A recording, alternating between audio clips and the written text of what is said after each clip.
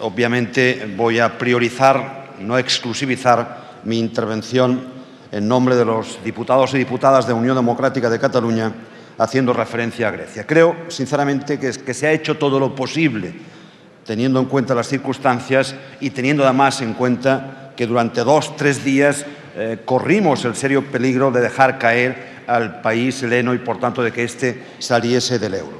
No entraré a fondo en analizar, ni mucho menos juzgar el papel del Gobierno griego actual. Serán los electores, y creo que más bien pronto que tarde, quienes tendrán que juzgar y valorar la gestión que el Gobierno heleno actual ha hecho. Sí quiero señalar que a nuestro juicio ha habido irresponsabilidad por parte de este Gobierno y que ha sido víctima de su propio juego, lo que es un buen aviso para navegantes de todo tipo que agiten las aguas del populismo, manipular a la ciudadanía, jugar con sus sentimientos, jugar con sentimientos por intereses personales, partidarios o por inconsciencia manifiesta de la propia realidad. Al final pasa factura, lamentablemente, a la sociedad, pero acaba pasando también factura a aquel partido, a aquel líder, a aquel gobernante que está haciendo y que está jugando con todos esos valores. Cierto es también, y creo que hay que decirlo, que en el caso griego, antes de los errores del actual Gobierno, hay otro tipo de responsabilidades. Tan cierto como que las tuvo también la Unión Europea, sino por qué en su día, en el 81, se permitió el ingreso de Grecia cuando ésta no reunía las condiciones económicas, primó simplemente lo geopolítico. Segundo, ¿por qué se ha permitido a Grecia durante tanto tiempo incumplir sus compromisos económicos? Tercero, ¿por qué el Fondo Monetario Internacional y la propia Unión Europea han permitido la deuda griega? Han contribuido, por tanto, más allá de la irresponsabilidad del endeudamiento irresponsable de los griegos a esa deuda. Interrogantes y respuestas, señor presidente, que, como dije antes, sin ninguna duda deberá también, al margen de la responsabilidad del Gobierno central actual, del Gobierno griego actual, tener que dar cuenta en su día. Sobre el resultado final, decir 3 o 4 cosas. Primero, las autoridades europeas han admitido que el nivel de deuda griego es insostenible. Se abre, por tanto, el camino a una Europa de transferencias.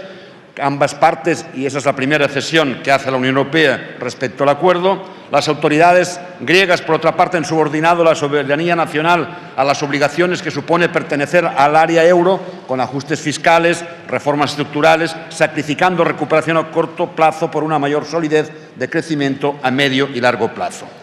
Cuando valoro este acuerdo y cuando hablo de reformas estructurales, no puedo olvidar, y antes lo comentaba con alguna diputada de otro grupo parlamentario, el mayo de 2010. En esta Cámara hubo un debate, en esta Cámara se tomó una decisión, nosotros actuamos responsablemente y gracias a la responsabilidad de otros, pero también a la nuestra, no gracias a su responsabilidad, España no siguió finalmente el camino de Grecia. ¿Quién ha ganado?, se pregunta, o ¿quién ha perdido en esta crisis? Sinceramente, entiendo que se diga que al respetarse el carácter irreversible del euro, sale reforzado él y el proyecto europeo como tal. Pero las cicatrices que, a mi juicio, deja este debate son tan profundas que al final creo que el proyecto queda debilitado. Se abre la puerta a que otros países puedan salir en el futuro, comenzando por la propia Grecia, en función de cuál sea la evolución de su situación económica.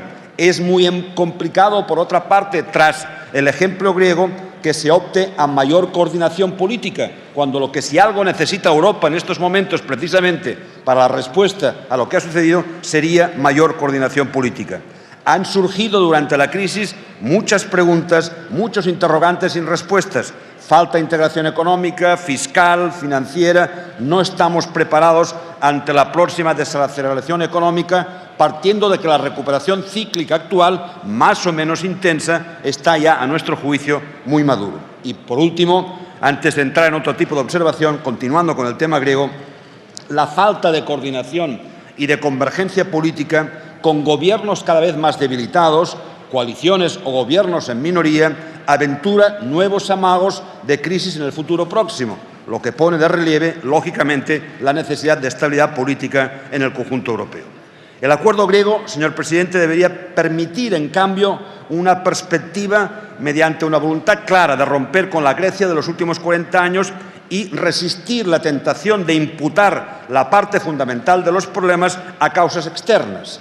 Un cambio de perspectiva que conlleva a considerar que su legitimidad, en este caso la de los griegos democrática, de la que son titulares, no se puede imponer a la que encarnan igualmente los homólogos europeos, que también tienen su propia legitimidad democrática. Y a partir de estas condiciones, sin duda, habrá que acompañar a las medidas de reforma estructurales griegas con una clara o con un claro plan que permita, a partir de ayudas, realmente que vayan a cara a lo que es el crecimiento económico en Grecia. Grecia debe retomar el crecimiento económico. Grecia es importante para el conjunto de la Unión Europea. Y es importante también que se hagan un tipo de reflexiones a raíz de lo que ha sucedido en Grecia. La integración europea es, señor presidente, un ejercicio continuado de soberanía compartida. Eso implica, por tanto, que el ejercicio de la soberanía plena ya no es en estos términos posible, y menos aún si eso pone en dificultad la soberanía de otros socios de la integración. La soberanía compartida implica una responsabilidad colectiva que da pie a una solidaridad entre los socios y no al revés, porque en este caso sí que el orden altera el valor del producto. Acabo en lo referente a Grecia, señor presidente, para decir que agradecemos como europeístas, y nadie ha hablado de ello, el rol de Juncker como presidente de la Comisión. La Comisión no ha sido, en este caso, un mero gerente o un mero encargado de obra del Consejo Europeo. La Comisión ha tenido un papel importante para aplanar el camino que después viabilizara el acuerdo. Y justo es reconocerlo, y justo es, como europeísta, también expresar mi satisfacción. Más allá de la Comisión, es evidente que ha habido tres grupos de Estados, señor presidente.